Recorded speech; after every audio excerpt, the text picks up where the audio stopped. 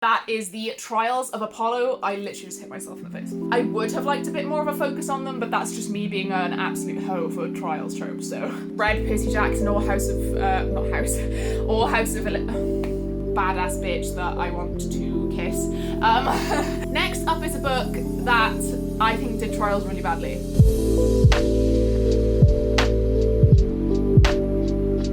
Hello my angels, welcome back to another video. My name is Ro and today we're talking about books that have Trials in. So if any of you have been hanging around my channel at any time, any point, any length of time, you will know that the Trials trope is my favourite trope of all time. I will immediately pick up a book if it has Trials in. I will immediately put it on my TBR. I am highly likely to just buy it like that because it is just so interesting. I just find the trope so exciting. I feel like there's always so much tension, excitement, stuff going on in the background. Why are they doing these trials? How are they going to do these trials?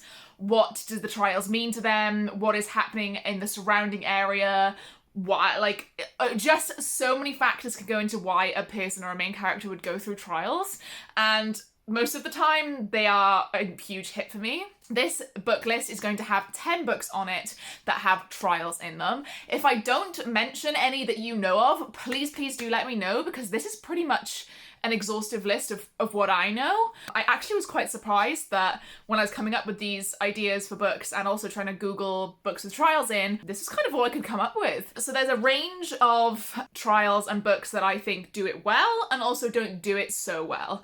But also at the same time, I was thinking that would be able to give you guys an idea of the ones you might want to read. So even if the trials weren't done so well in one, you may like the idea of that book anyway. Or, you know, it's quite personal to me whether I think that they were done well. Obviously, reading is quite subjective, so whatever you take away from this video, hopefully it will be helpful.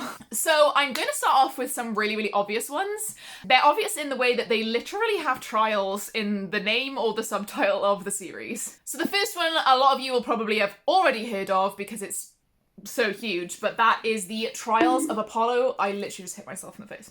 That is the Trials of Apollo series by Rick Riordan. This is a continuation of his Percy Jackson series, but it does not revolve around Percy or his friends, it revolves around Apollo, hence the name. This is the story of how basically Apollo pisses off Zeus, and Zeus kind of curses him to be fallen to the earth, hence the falling, and be cursed to be a 16-year-old boy, and basically to stop him being so arrogant, follow himself, blah blah blah, has to go through trials to prove himself to Zeus and to return himself to godhood. This is so old, you can see how like dirty it is. It doesn't say, it says he's stuck as a teenage boy. I'm pretty sure he's 16. I have read the first one, but unfortunately I really loved it, but I could not remember any of the characters that like showed up at the beginning, so I want to reread Percy Jackson and the Heroes of Olympus series before this. So personally, I would not recommend just jumping into this series. I would highly recommend reading or rereading the first two series before jumping into these. I do have all of them now. I think the last one was Tower of Nero that Press gave me for my birthday. So I do now have all of them available. I was waiting to binge them and buying as they came out. But yeah, the trials that he goes through aren't specifically like several trials in a book, because this is a series name is the Trials of Apollo. So he goes through several trials. I think it's like one per book. I would assume, again, I have not read the further ones, but this first one's called The Hidden Oracle, and then the rest of them have different titles, but the main title is Trials of Apollo. But yeah, if you do like Rick Riordan and you haven't given this series a chance yet, and you maybe read just Percy Jackson or Percy Jackson and Heroes of Olympus in the past, I would highly recommend this series. The next one is also very obvious, hence it having trials in the name, and that is Nevermore, The Trials of Morrigan Crow. Now, this is not a subtitle in itself, because the subtitles of each of these books in this series are The Something of Morrigan Crow. So Nevermore is the title of the first book. The series title will always be The Something of Morrigan Crow, just in case anyone doesn't know. So Nevermore is the story of a girl who on her 11th, if I remember correctly, birthday, she is cursed to die. Her whole family and her whole village think that she is cursed, they won't go near her. They think that anytime anything bad happens to them, their crops failing, blah blah blah, they blame Morrigan. So on the eve of her 11th birthday, this man, where is he? He's on the back. I don't actually remember his name because I read it so long ago. Oh my god, this is so cool. I don't know if that's backwards to you, but each sentence starts with the letter of the book.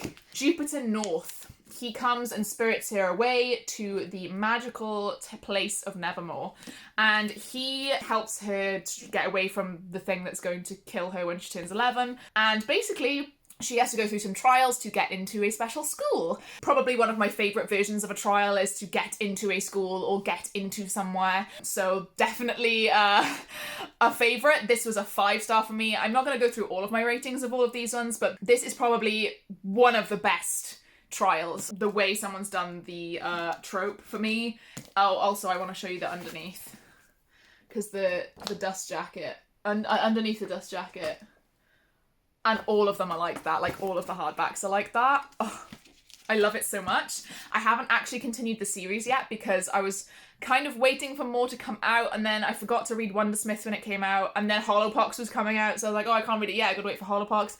But now there is going to be a delay between the 3rd and the 4th book. So Silverborn's the 4th book, and it's coming out next September, so 2023. So I think I might read these at Christmas or something, because I do want to reread the first one. That's going off a tangent though. This is amazing. You really should read it. Next is another middle grade, and that is Amari and the Night Brothers by B.B. Alston. This is a story of Amari whose brother goes missing. She kind of gets this letter addressed to her, and like kind of like this talking VR thing that her brother is like has like spoken into, and she goes to the Supernatural Bureau of Investigations or something along those lines, and basically has to undergo trials to become an agent there, like her brother was. And there's this whole mystery surrounding how her brother went missing, like who's involved, blah blah blah. But the trials for this are very similar to the Morrigan Crow trials, kind of getting into somewhere, and there's like puzzles and sort of like you have to work out something differently, and I really, really loved the way that trials were done in this.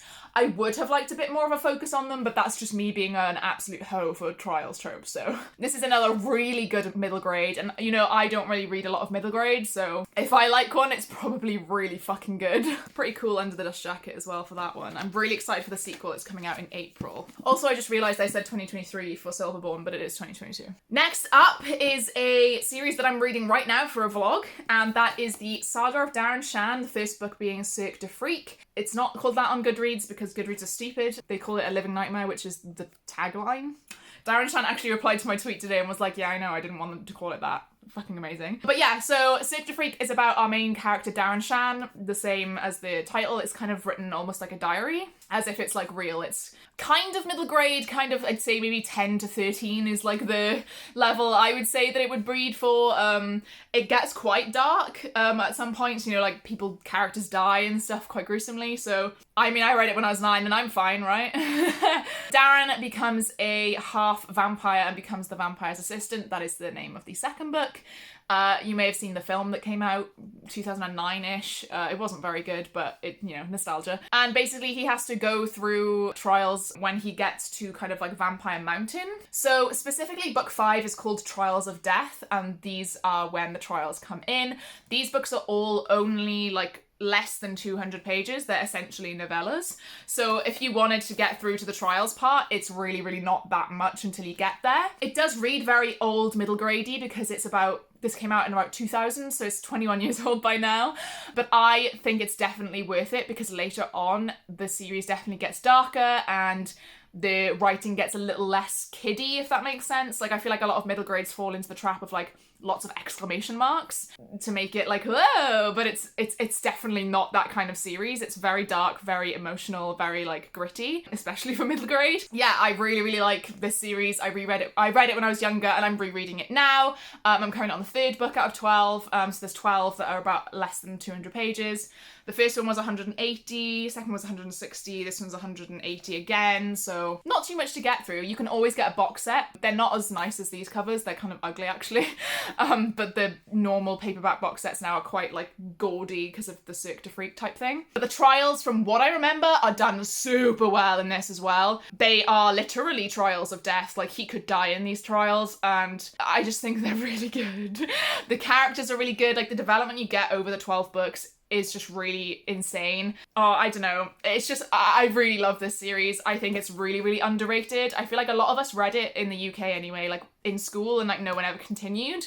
But the first one I think is very middle grade friendly, and then as the series goes on, it gets darker and darker. So I really, really would recommend it. To lighten things up a bit, let's talk a bit about fantasy romance. So I also know that there are trials in A Court of Thorns and Roses. I don't have a physical copy, unfortunately. I left them with my mum because she was reading them, and obviously I'm not in Swansea anymore, so I just left them with my mum. In A Court of Thorns and Roses, towards the end, when the sort of climax with the villain is happening, the main character, I mean, I feel like most of you have read A Court of Thorns and Roses by now, but I'll say it anyway. Feyre goes through some trials, sort of fighting something. It's kind of like to prove herself and to like save her boyfriend or partner or whatever, like the love of her life, soulmate, blah, blah, blah. So she does a few trials. There's also like a riddle she has to solve, which I think was a really good addition to the trials trope. I feel like a riddle at the end, or like a double or nothing kind of save for your husband or whatever, is quite a good like addition to the trials. I'd say like the trials obviously aren't a main part of the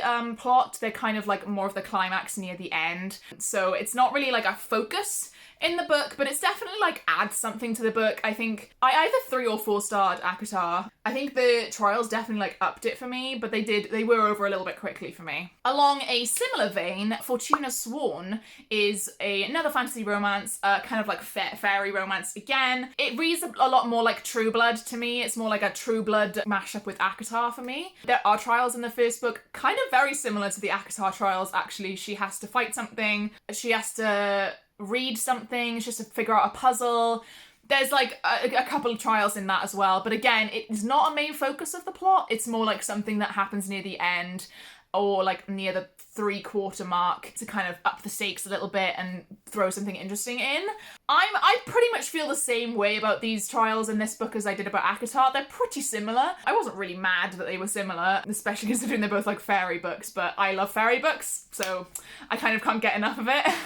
Again, pretty solid. Wouldn't read it if you were just reading for trials, but they're both pretty good, solid fantasy romances. Obviously, ACOTAR is highly, highly lauded by a lot of people anyway, and it's obviously not everyone's cup of tea as well.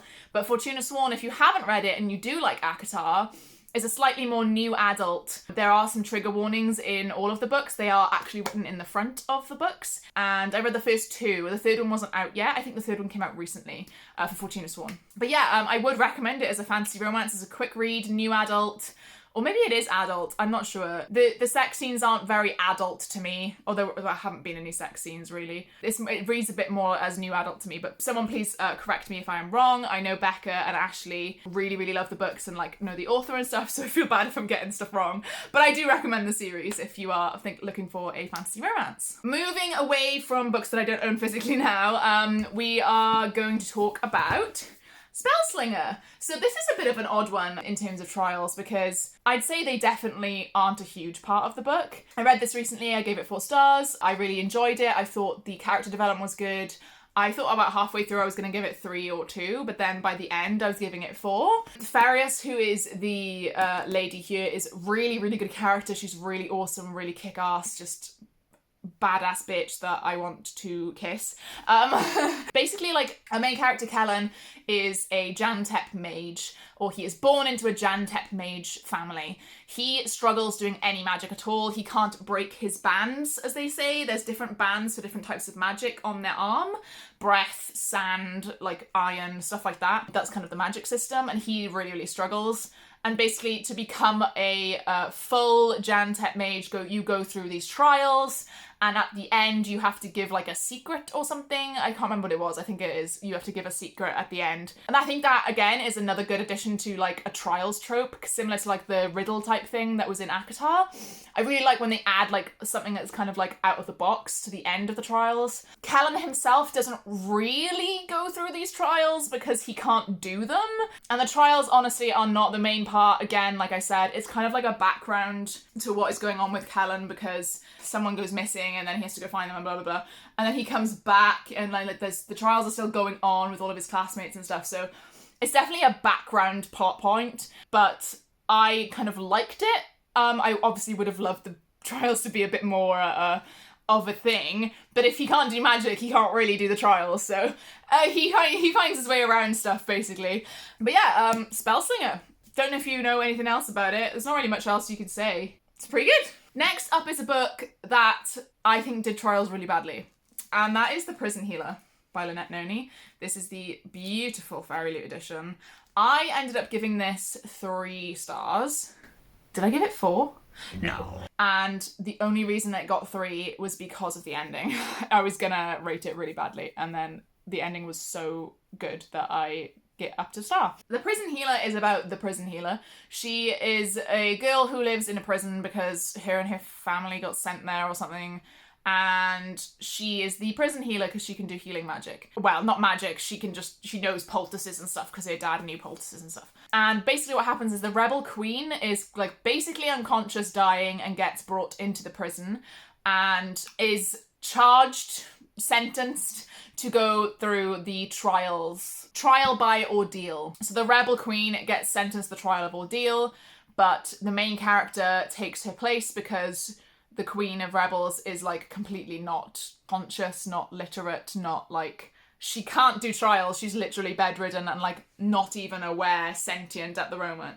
Like she's that hurt, like that injured. So the main character, Kiva, decides to take her place because she panics because she gets this note in with the Rebel Queen from her family saying, keep her alive at all costs. And she's been waiting and waiting on like word from her family to like help her get out for years. And so she, in her desperation, like takes her place, like volunteers, kind of like Katniss. I volunteer to take her place. And basically the trials are elemental based, so they're fire, earth, air, water.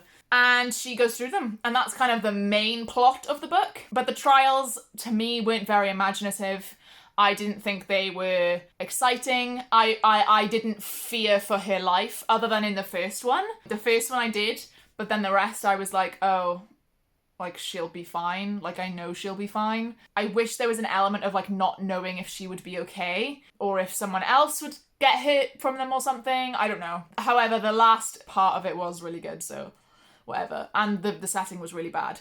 But I do know a lot of people really enjoyed this and 5-starred it. So like I said, everything's subjective, but I really hated 90% of this book until the end. And I bought the sequel anyway because I'm like that and it's really pretty. Like that's underneath and then there's like, it's so good. I don't ship the people either, but it's fine. We're talking about the trials specifically. The trials I don't think are done very well, but I know a lot of people enjoyed them. So I thought I'd put this on the list anyway in case you are a fan of Trials trope. Penultimate one, we're going to talk about Legendborn by Tracy Deonn. This book is incredible. If you have not read it yet, oh my god, you are so missing out. Not only is it an Arthurian retelling, it is one of the best Arthurian retellings I've ever read in my life, including like other media, you know, like Merlin the TV show and blah blah blah, etc etc. Sword in the Stone by Disney. This is incredible. I just think it's the best thing since sliced bread. Our main character Bree is 16 and she is in America. Just to confirm at the beginning, they're in America, but there's a whole Arthurian legend retelling, which is from England/Wales, kind of moved over to America. So she kind of gets into this early university program, so she goes there, has a roommate who is her best friend anyway and also his same age. So basically, Bree gets involved in kind of like, she sees a few weird things going on. She knows her mother died in a car crash, and she feels like there's something dodgy that happened with this car crash because she has some weird fussy memories about it and not sure what's going on there. And she feels like the stuff that she sees on campus is kind of involved.